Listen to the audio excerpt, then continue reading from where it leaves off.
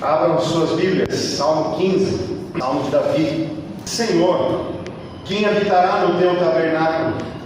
Quem poderá morar no teu santo monte? Aquele que vive com integridade, que pratica a justiça e de coração fala a verdade, aquele que não difama com a sua língua, não faz mal ao próximo, nem lança injúria contra o seu vizinho. Aquele que aos seus olhos tem por desprezível ao que merece reprovação, mas honra aos que temem o Senhor. Aquele que jura e cumpre o que prometeu, mesmo com prejuízo próprio. Aquele que não empresta o seu dinheiro com usura, nem aceita suborno contra o inocente. Quem age assim não será jamais abalado. Vamos orar.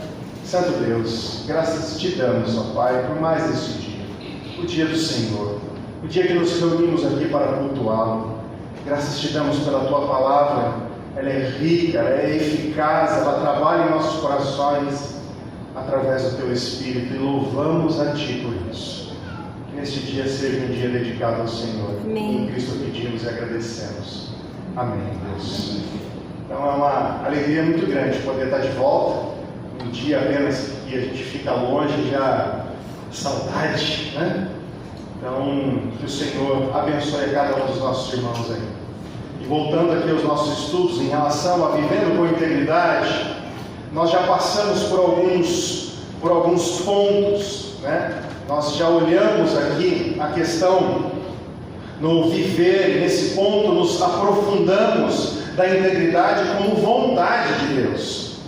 E nessa última aula, questão da prática da justiça como reflexo da integridade de Deus, que é o tzedakah, né? O tzedakah, que é a justiça de Deus.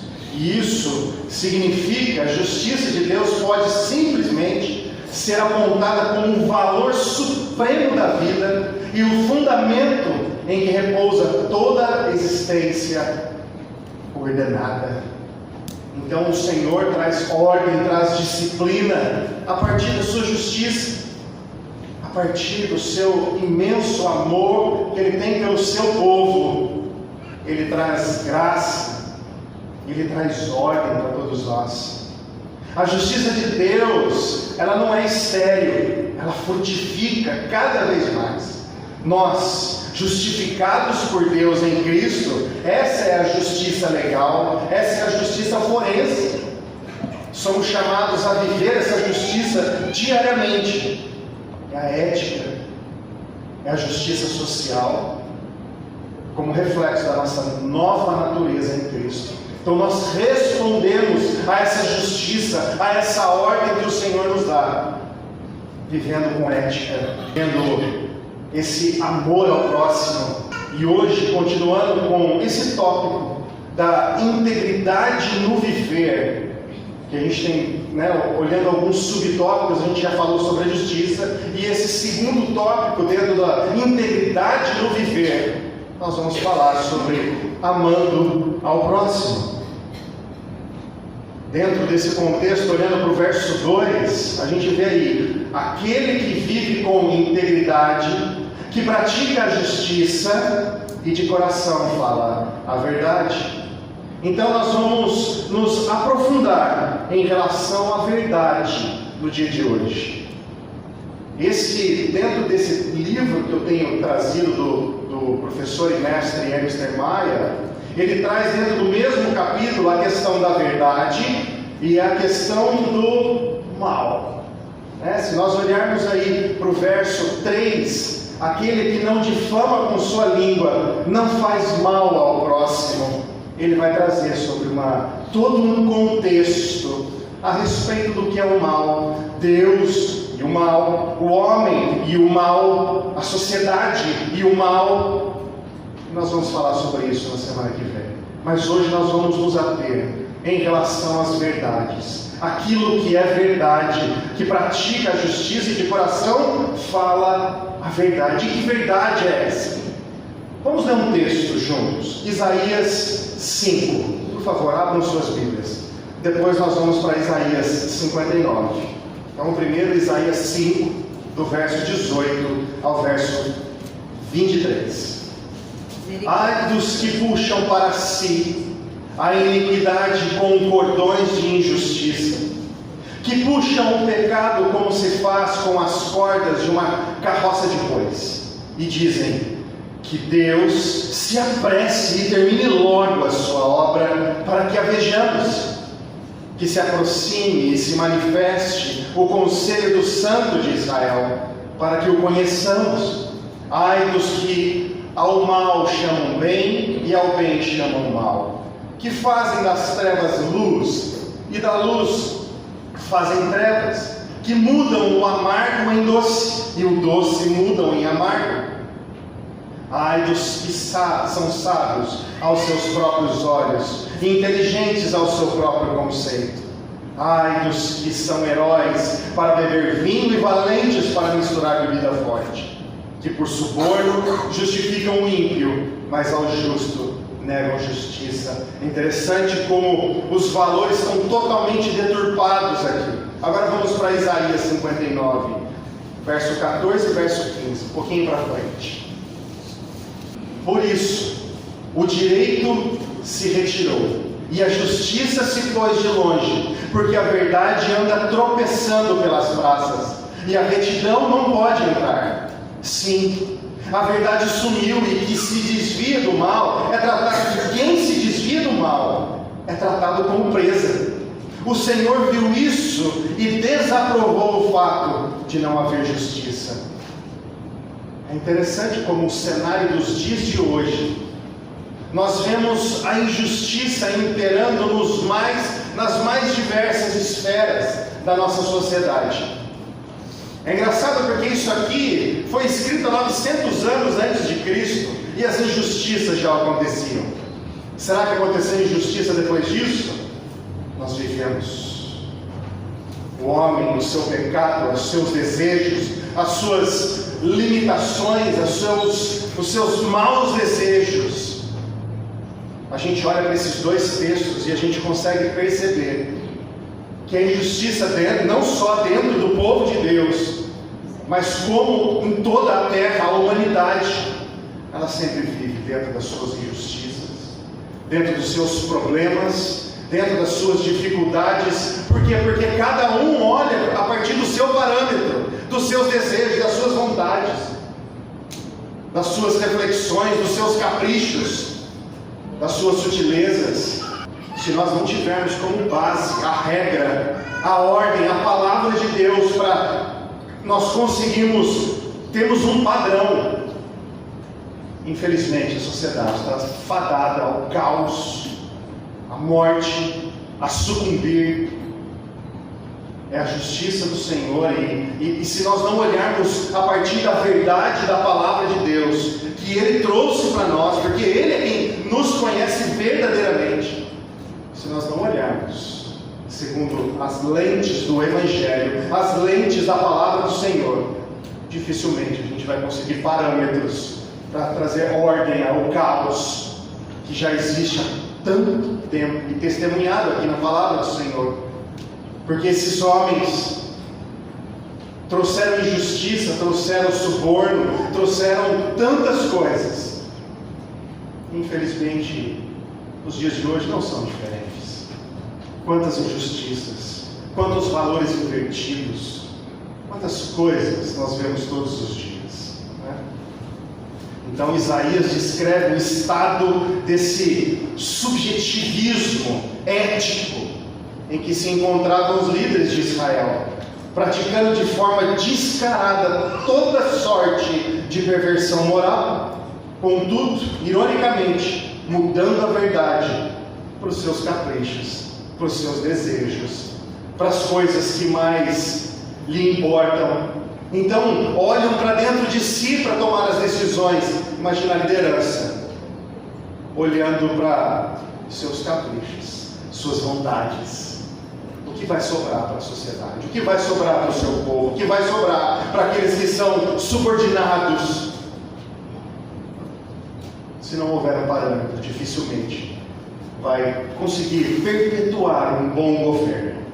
Tanto que ontem nós estávamos conversando justamente sobre isso, na reunião com os jovens e adolescentes.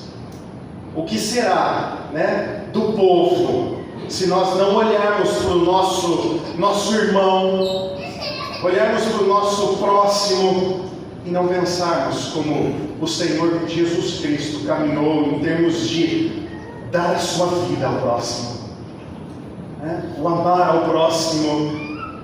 Nós estamos falando justamente ali em 1 João, no capítulo 2, do verso 7 ao verso 11.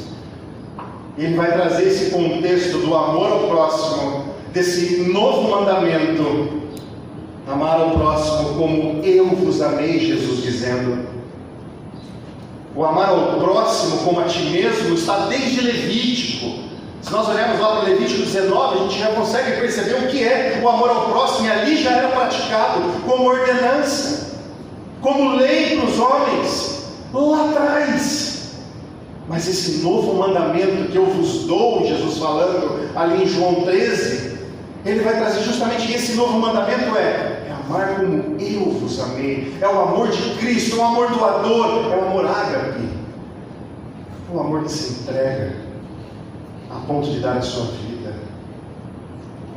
E na sequência aqui de 1 João, ele vai falar justamente a questão de: se eu odeio ao meu irmão, eu não vou conseguir nem chegar perto do que é ser um cristão, porque isso não é testemunho. Na verdade, isso é o avesso do que é o amor. O ódio é o avesso do que é o amor, é o recolher as minhas mãos, não é o estender as minhas mãos, é o recolher das minhas mãos, é o fazer aquilo que é contrário à palavra do Senhor.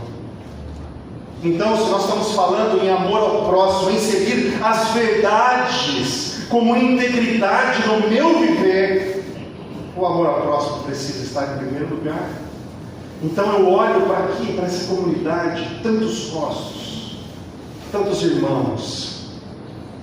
O estender a mão, ele é uma necessidade urgente, e estamos aqui, e a comunidade é feita disso, desse amor ao próximo, porque nisso damos testemunha do Senhor, e esse é o novo mandamento do Senhor.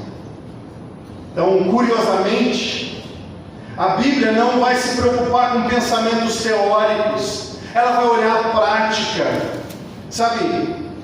Ela não se detém em questões irrelevantes, que só servem para a gente ficar especulando, não trazem nenhum benefício para nós. Ao longo da história, muitas discussões sobre os temas bíblicos, mesmo com grande esforço dos intelectuais aí, alguns debates grandiosos, acabam com a confissão, e ela é desconfortável, de que ainda somos ignorantes sobre o que é esse amor ao próximo, do que é essa prática do amor ao próximo. E percebam que eu não estou dizendo que a Bíblia seja superficial e esteja apenas pensando no fazer. Não. Antes, o que eu afirmo é que as Escrituras, quando fala de questões que transcendem essa prática, e faz isso com frequência, a Bíblia faz isso, ela se relaciona ao nosso crer e ao nosso viver daquilo que eu creio, e mostra os aspectos que muitas vezes é o fundamento da nossa fé. Então aquilo que eu creio é aquilo que eu pratico. E no que você crê? Quais são as verdades que você crê? Como você pratica isso na sua vida?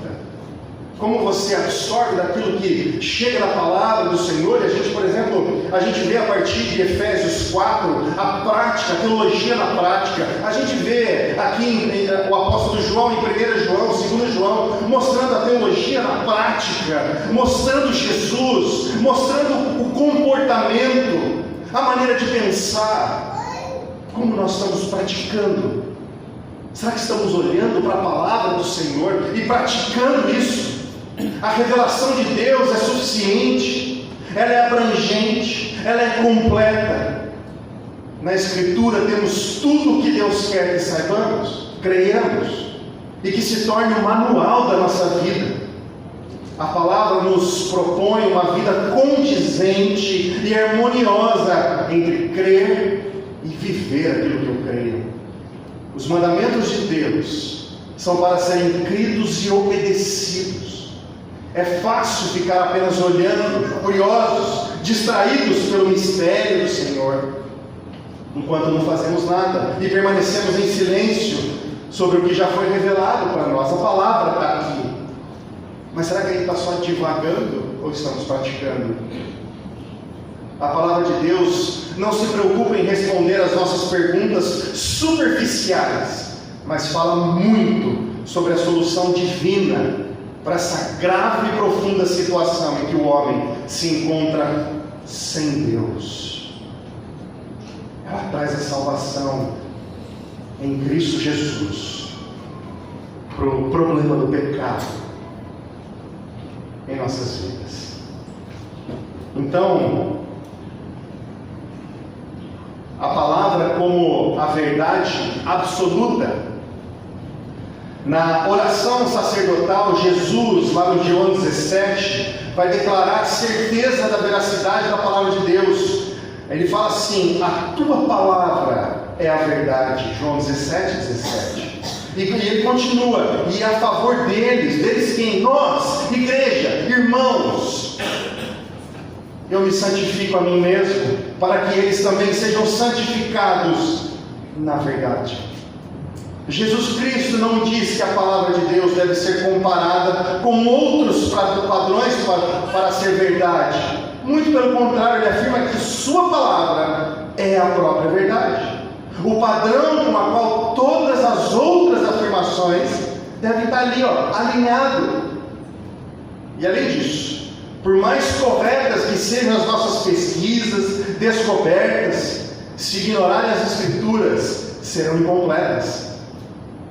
Van Til, um teólogo apologeta, ele traz uma frase muito interessante.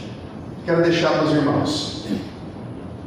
Não há nada neste universo sobre o qual os seres humanos possam ter informação completa e verdadeira, exceto se levarem a Bíblia em consideração. Não queremos dizer que, é claro que alguém deve recorrer à Bíblia em vez de ir ao laboratório, se pretende estudar a anatomia de uma serpente, por exemplo. Mas se alguém vai apenas ao laboratório e não também à Bíblia, não terá uma interpretação correta ou mesmo verdadeira acerca da serpente. Que interessante. Conhecemos do Senhor a partir da sua palavra. Conhecemos tudo que existe a partir da sua palavra. Na etimologia, a ideia da palavra verdade, que no grego é aletheia, é de não ocultamento. Verdade significa o não ocultar, mostrando-se tal qual é a sua pureza, sem falsificação nenhuma. É o escancarar, é o livro aberto, é a vida aberta. A verdade, ela tem que estar aberta, aparente em todas as coisas. A palavra confere o sentido de confiabilidade, autenticidade, honradez, segurança. Jesus diz ao Pai que proclamou a sua palavra, a qual é a verdade. Nela não há ambiguidade, dupla intenção, duplo pensamento. Antes expressa as coisas como realmente são na essência. É a verdade verdadeira. Essa é a palavra. A regra pela qual todas as alegações de verdade devem ser medidas. A verdade da palavra tem que ser a regra para todas as nossas decisões. E para tudo aquilo que chega para nós. Eu vou olhar para a palavra de Deus. Eu vou comparar. Eu vou entender. A verdade revelada nas Escrituras é a realidade como Deus a percebe. Deus percebe as coisas como são. Somente Deus e mais ninguém tem o conhecimento objetivo da realidade. As coisas são como são porque de alguma forma Deus as sustenta. Antes de atribuirmos valor à verdade, ela já tem valor porque foi Deus quem a criou. Foi Deus quem deu o significado da verdade. A verdade da palavra está no Senhor, naquilo que Ele falou, naquilo que Ele escreveu. e tem que ser regra de fé e conduta para nós. A verdade é uma expressão de Deus em si mesmo e na criação. Deus é a verdade, opera por meio da verdade e ela nos conduz para a verdade. A graça de Deus opera pela verdade e nesta verdade que foi ouvida e compreendida, nós frutificamos. Olha Colossenses 1, verso 6. Diz assim: que chegou até vocês esse evangelho que está produzindo fruto e crescendo em todo o mundo, assim como acontece entre vocês, desde o dia em que ouviram e entenderam a graça de Deus na verdade. Então Jesus é a própria verdade, a sua palavra é a verdade. Se desejamos entender a respeito do Evangelho, nós vamos na verdade do Evangelho, que é Cristo Jesus. Ele é a verdade. A verdade é aquilo que consiste com a mente, com a vontade, com o caráter, com a glória e com o ser de Deus. E sendo mais preciso, a verdade é a autoexpressão de Deus. Anotem isso. E ela é a base. Por isso a verdade é sempre essencial. O cristianismo não se sustenta amparado em aparências, circunstâncias, ambiguidades. O cristianismo não se sustenta quando você faz uma propaganda: vem aqui que a cura está aqui, vem aqui que a prosperidade está aqui, vem aqui que você vai ter uma casa nova, vem aqui que você vai ter um carro novo. Não se sustenta nisso. Vem aqui que você vai ter uma oração forte. A verdade não se sustenta nisso. O cristianismo não se sustenta nisso. A verdade é o próprio Evangelho. Se ele não se sustenta, estamos todos perdidos. Mas se ele sustenta, a igreja sobreviveu por mais de 2000 anos. Então eu louvo a Deus pela verdade do Evangelho que chegou até nós. E pela fé em Cristo Jesus, temos recebido do Espírito e selados pelo próprio Espírito. E temos visto a verdade em nossas vidas. Então, o cristianismo não se sustenta amparado nessas aparências, nessas circunstâncias, nessas ambiguidades. Pelo contrário, ele proclama a verdade e se dispõe a ser examinado à luz da verdade. E a sua mensagem é verdadeira, ou não há mensagem relevante a ser proclamada.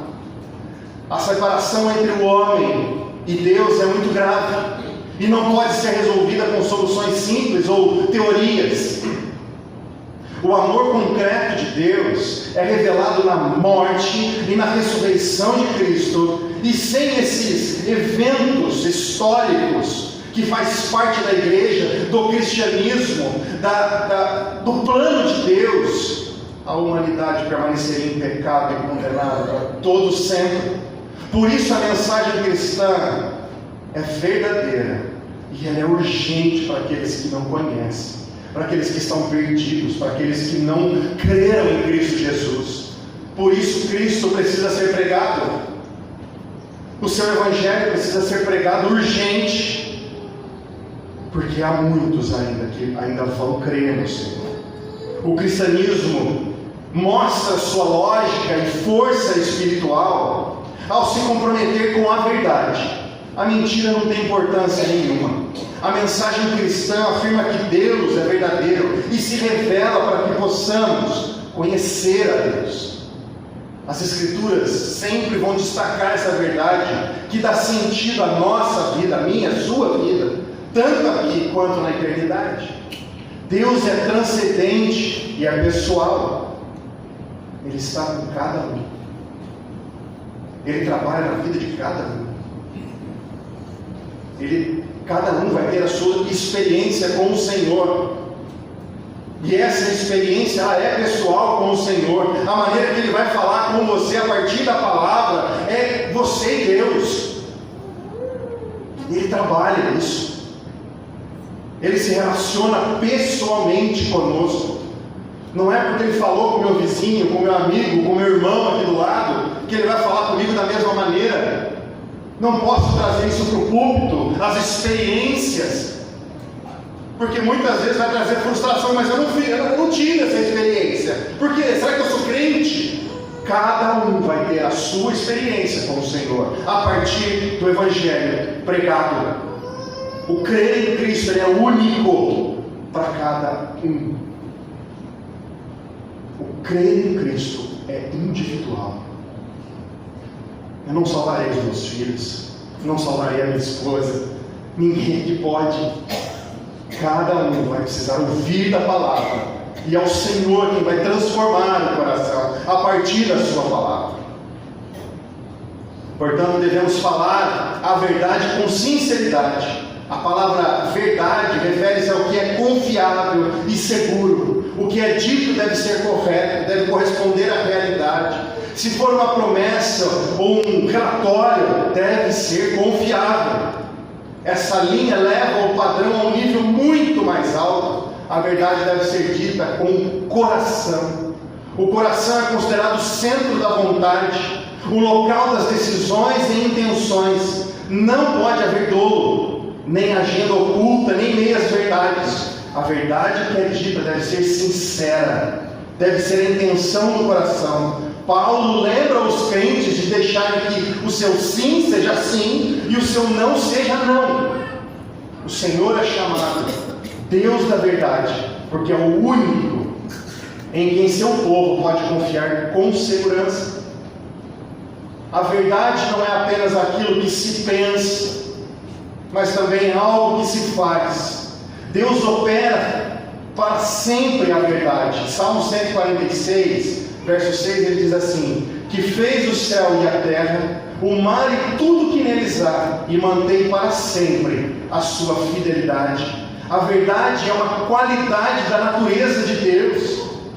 Ele é a única realidade constante no mundo, sempre em movimento. O mundo não para, o tempo está passando.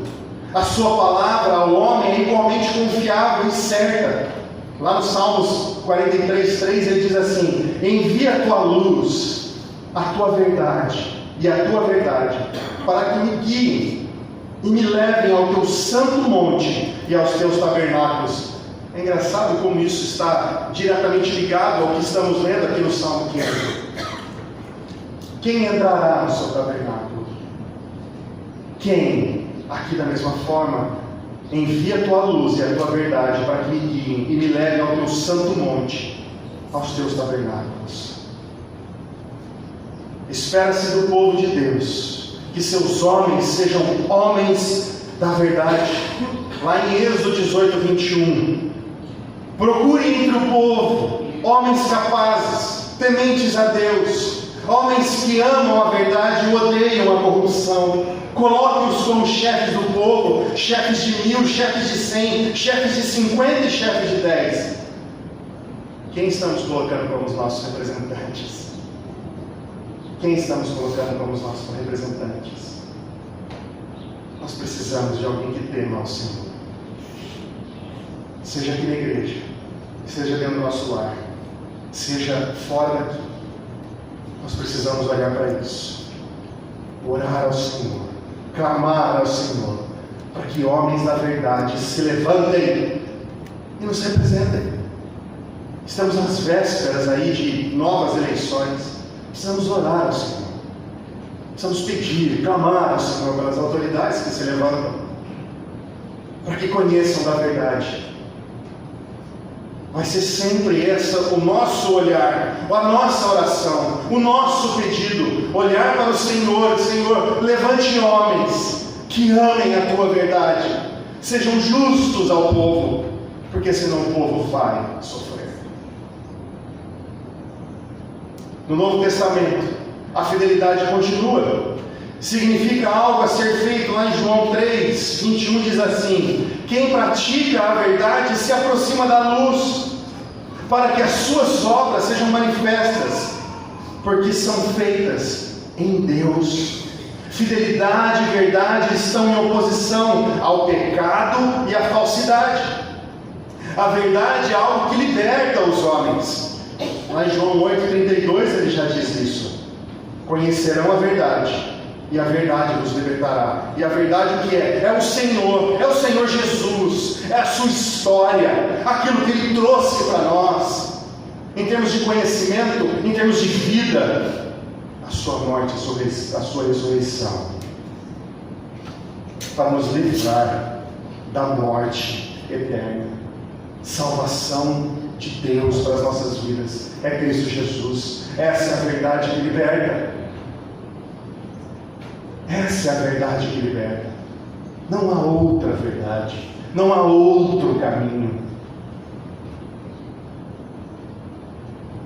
Por verdade, João se refere à divina revelação redentora em Jesus. E liberdade significa não liberdade de pensamento, mas a liberdade da escravidão do pecado. Nós somos escravos se não estamos no Senhor, porque nós vamos tentar dar um jeitinho para que a nossa vida seja melhor, e nós vamos sustentar esse jeitinho, a nossa idolatria, por exemplo, as coisas deste mundo, ao conforto deste mundo, as coisas que são trazidas a nós como coisas que vão nos entreter. Fala disso aqui, fala disso aqui, fala do trabalho. Então, a verdade nos liberta dessa escravidão. A ênfase sustentada pelas Escrituras condena a falsidade e recomenda dizer a verdade. Deus é aquele que jamais mente. Lá em Tito 1:2 ele vai dizer isso: escrevo na esperança da vida eterna, que o Deus que não pode mentir, prometeu antes dos tempos eternos essa esperança da vida eterna. É Deus nos dando a oportunidade de estarmos com Ele, unidos a Ele, a partir de Cristo Jesus. Ele não pode negar-se a si mesmo. Somos ordenados a não dar falso testemunho e a não mentir uns aos outros. Portanto, deixando a falsidade, fale cada um a verdade com o seu próximo. Olha Efésios 4:15 o que ele diz: mas seguindo a verdade em amor, cresçamos em tudo naquele que é o cabeça, Cristo. Fomos salvos por Cristo, pela graça do Senhor.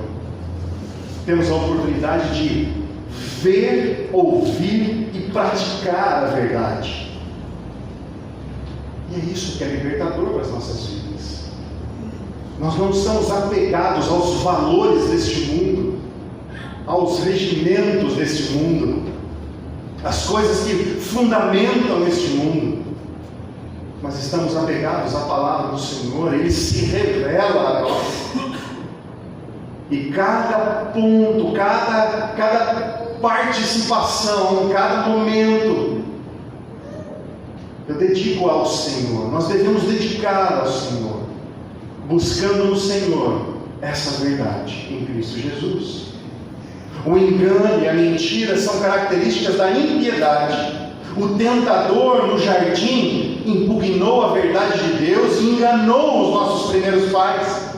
Os homens perdidos trocaram a verdade de Deus pela mentira. Lá em Romanos 1:25 diz assim: eles trocaram a verdade de Deus pela mentira, adorando e servindo a criatura em lugar do Criador, o qual é bendito para sempre. Amém. Então nós olhamos para a verdade em Cristo, nós entendemos que o Senhor tem trabalhado a partir da sua palavra em nossas vidas, de forma que a gente possa realmente entender da sua palavra, entender dos seus mandamentos, buscar conselhos práticos para as nossas vidas, vida prática para nós, a partir do seu Evangelho, a partir dos caminhos que os discípulos traçaram aqui, porque foram guiados pelo Espírito Santo, nos deixando rotas e caminhos corretos, aonde podemos dar os passos segundo as pegadas que eles deram, porque eles fizeram segundo a orientação do próprio Deus em Cristo Jesus. Será que é tão difícil? Será que é tão complicado? Será que as nossas vidas elas estão tão superficiais a ponto de não conseguirmos dedicar esse tempo ao Senhor para recebermos dessa palavra que ela transforma as nossas vidas, né? Seguindo a verdade em amor, como diz ali. Sabe, é amar ao próximo, é amar o meu irmão, é entender do Evangelho, é buscar do Senhor. Meus irmãos, a verdade é parte da integridade do viver. Se estamos trabalhando uma vida com integridade, esse viver a integridade dia a dia, além da justiça do Senhor, eu vou buscar a verdade que está no Senhor. E Ele se revela aqui, como já foi muito bem dito.